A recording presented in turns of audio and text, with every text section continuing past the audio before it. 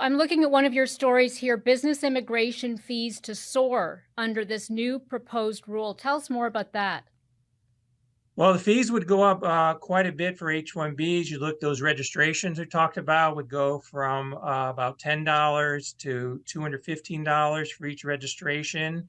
Collectively, that would be about an additional $100 million a year that employers overall would pay.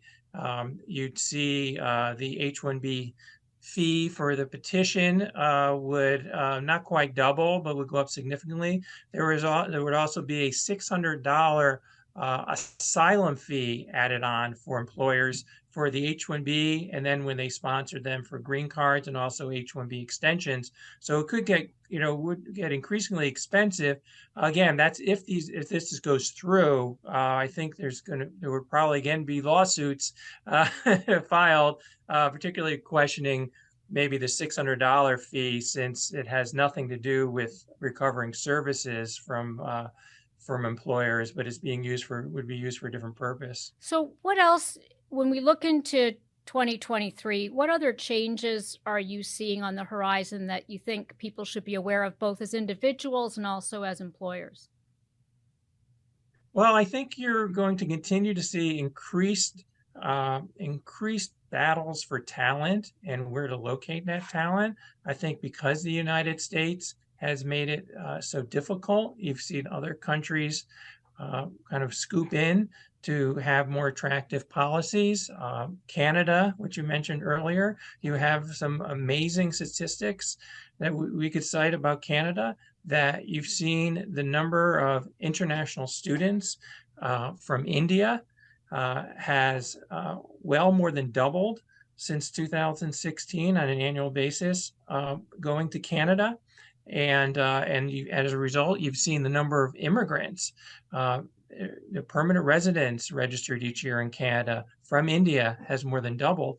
And at the same time, you've seen the number of Indians, graduate students in computer science, in electrical engineering actually drop about 40% in the United States. So it's clearly a reaction to the difficulty in gaining H-1Bs and then permanent residence in the United States, and the relative ease of doing the equivalent in Canada.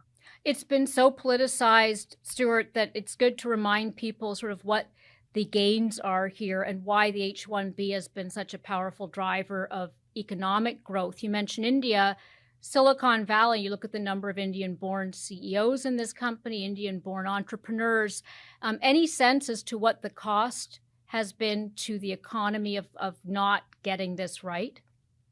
Well, I think there's been research by Giovanni Perry that's shown that in areas that don't have as many immigrants, including they didn't get as many H-1Bs, you saw less growth in tech jobs. Madeline Zavodny, an economist, it has a paper coming out for us shortly showing that metro areas with more immigrants, including high-skill immigrants, have much better employment growth overall, including for U.S. workers, and form many more companies. Research that we released this summer, this past summer, we looked at billion-dollar companies, unicorn companies. These are companies valued at $1 billion, but they haven't yet reached the stock market, and found that 55% of those companies had at least one immigrant founder. And the number goes up to 2/3 when you look at the children of immigrants. One of those was Gleb Yushin, who is from Russia, and he decided he wasn't going to be able to make a scientific career in Russia with the way things were after the collapse of the Soviet Union. So he decided to study in America. He now has over 200 patents.